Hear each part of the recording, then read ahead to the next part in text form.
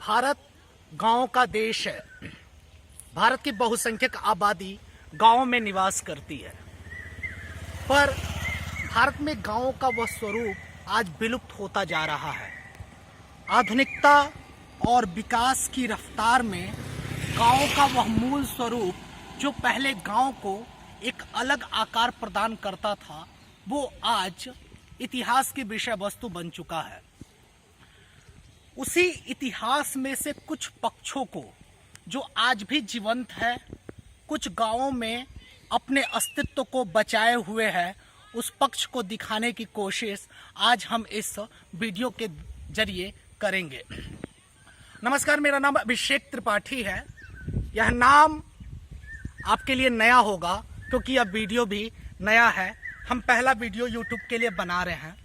हम इस समय हैं उत्तर प्रदेश के कुशीनगर जिले के पडरौना तहसील के अहिरौली दीक्षित गांव में।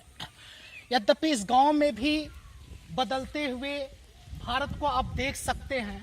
पीछे दूर पक्के मकानों की लंबी श्रृंखला है, जो पहले छप्पर और पूस के रूप में थी, जो पहले मड़ई के शक्ल में थी, आज वहां पर पक्की मकानें खड़ी हैं।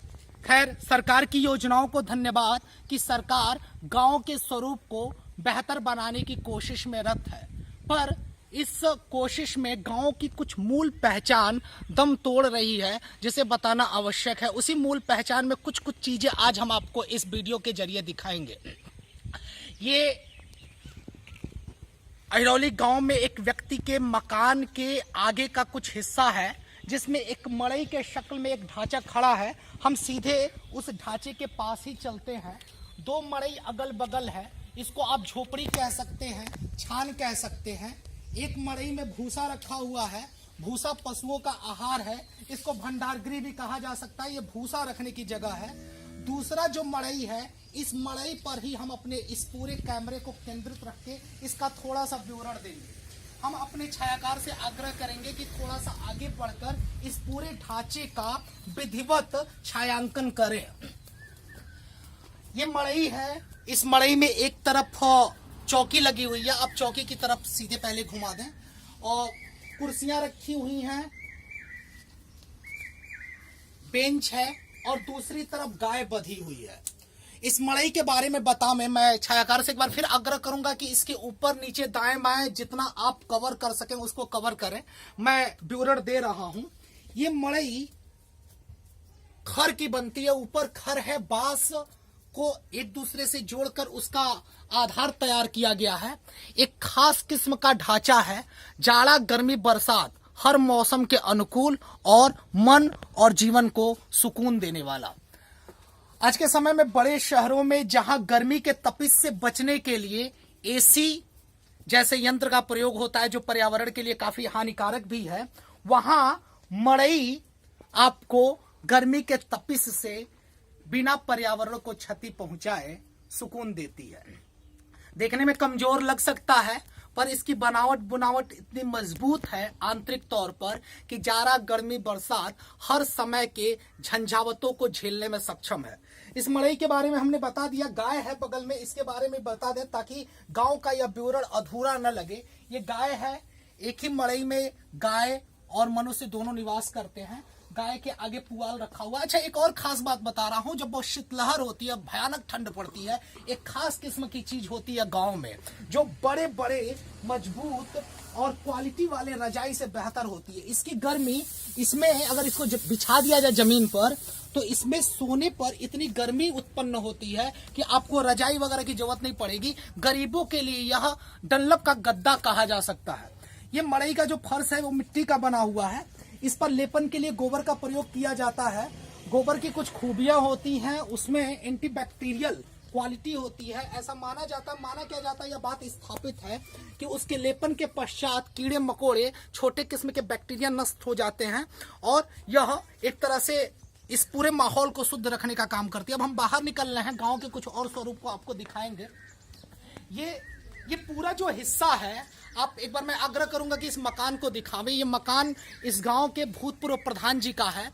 इस मकान के आगे एक विशाल सा जगह है, जिसको गांव की भाषा में दुआर बोलते हैं। द्वार से दुआर शब्द बना हुआ है, ये दरवाजे के आगे की जगह को कहते हैं। सुबह सुबह उठकर खरहरे से इसको बहारने का जो पूरा प्रक्रम होता है, एक तरह से गांव के लोगों के दिनचर्या का हिस्सा है। उनके तरह से उनके लिए कहिए एक एक्सरसाइज है, एक व्यायाम है, एक योग है, जो रोज वो करते हैं और अपने दरवाजों को साफ रखते हैं। इस साइड में आम का पेड़ लगा हुआ है, इस पे मोजर आया हुआ है, 1-2 महीने में इस पे फल भी लग जाएगा और यहाँ के लोगों के लिए एक बेहतरीन उत्पाद का काम करेगा। इस मोजर को कैमरामैन जूम करके दिखा रहे हैं, मोजर आया हुआ है और कुछ ही दिनों में इस पे फल लगने वाला है। अब मैं इधर के कुछ चीजों को दिखाना चाहूंगा। इधर कुछ और चीज है, ये गुड़हल का पेड़ है, एक फूल है खास किस्म का, इसको अड़हुल भी बोलते हैं। इस फूल को भी आप दिखावें।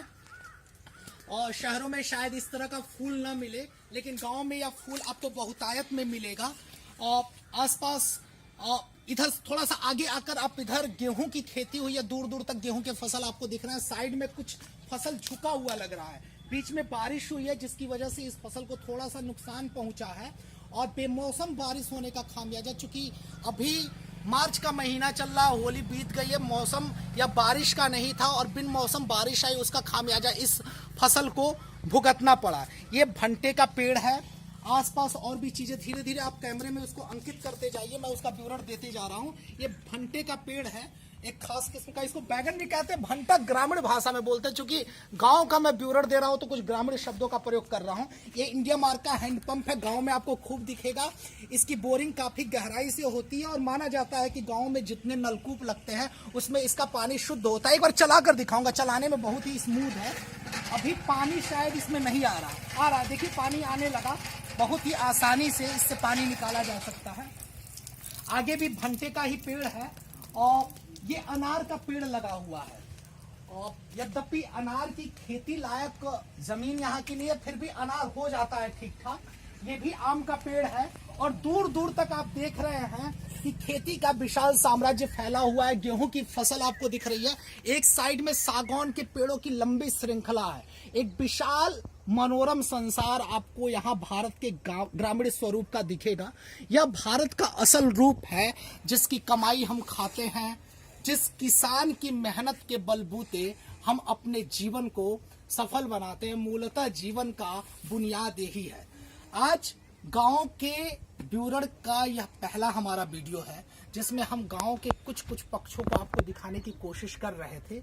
अब हम इस कार्यक्रम को यहीं खत्म करेंगे, छोटा सा हमारा यह प्रयास है और अब हम चलते हैं। हम उम्मीद करेंगे कि अगर आपको यह कार्यक्रम समझ में आएगा, गांव से आपका जुड़ाव बढ़ेगा, गांव के प्रति और जानने की आपकी जिज्ञासा होगी और हमारे इस प्रयास को आप उचित मान रहे होंगे, तो आप नीचे कमेंट बॉक्स में हमें कमेंट करेंगे, हमसे संपर्क करने की कोशिश करेंगे।